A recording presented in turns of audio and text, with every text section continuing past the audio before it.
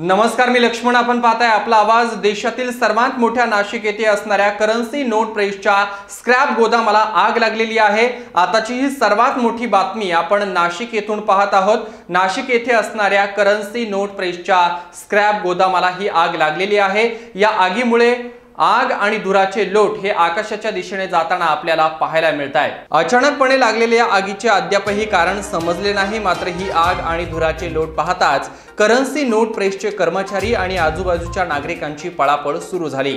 आपण पाहतोय की आताच्या घडीची ही नाशिकमधून मोठी बातमी समोर येतेय.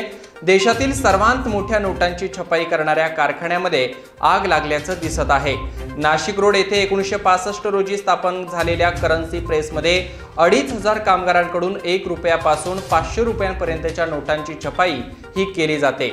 मुख्य इमारतीला या आगीपासून कोणताही धोका उद्भवला नसून ही आग विझवण्यासाठी अग्निशमन दलाच्या जवानांना पाचारण करण्यात आले आहे आणि याच करन्सी नोट प्रेसच्या स्क्रॅप गोदामाला ही आग लागली आहे. ब्युरो रिपोर्ट, आपला आवाज, नाशिक.